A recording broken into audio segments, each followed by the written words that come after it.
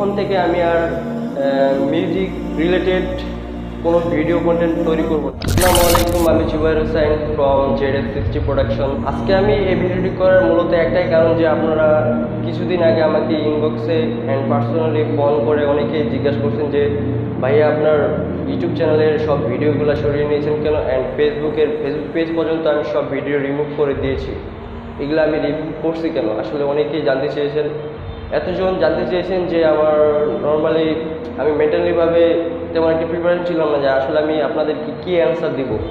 আশা করি যারা যারা নক করছিলেন এই ভিডিও দেখলে অবশ্যই ক্লিয়ার হয়ে যাবে। আসলে সব কিছু হঠাৎ করেই চেঞ্জ হয়ে গেছে। মূলত বেশ কয়েকদিন আগে আমি একটা স্ক্রিপ্ট লিখতে বসি এবং স্ক্রিপ্টটা একটা ছিল শর্ট ফিল্মের। সেই শর্ট ফিল্মটা ছিল একটা ফানি টাইপসের, লাইক এন্টারটেনমেন্ট।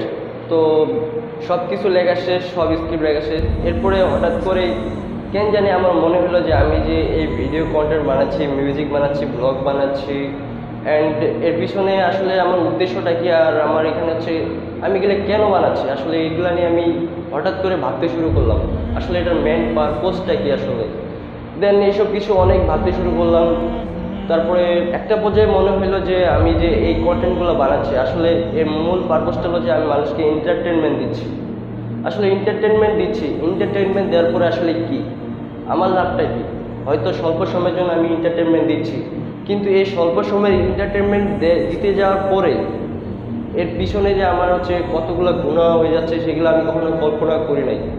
কারণ আমার প্রত্যেকটা ভিডিওতে মিউজিক অ্যাড করা আছে, প্লাস আপনারা জানেন আমি রোস্টিং করি, প্লাস র্যাপ মিউজিক ভিডিও বানাই। আসলে আমার র্যাপ মিউজিক আমার অনেক ফেভারিট ছিল, অ্যান্ড ব্লগিংটা আমার কাছে সব থেকে সেরা, অ্যান্ড রোস্টিং করি। আসলে রোস্টিং যতগুলো করছি আমি অ্যাজ এ ভিউয়ার হিসেবে যখন আমি দেখলাম যে আমার রোস্টিংগুলোতে অনেক টিপ অ্যাড করছি যেগুলো হচ্ছে মানে ইসলামী শরীয়তে হারাম। আসলে অনেক মানে প্রত্যেকটা ভিডিওতে, প্রত্যেকটা রোস্টিং ভিডিওতে আমার মিউজিক অ্যাড করা আছে।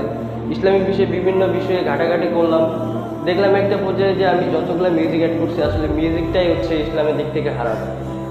আমি চাচ্ছি না যে হারাম জিনিসটাকে আমি নিয়ে সামনে আগাবো।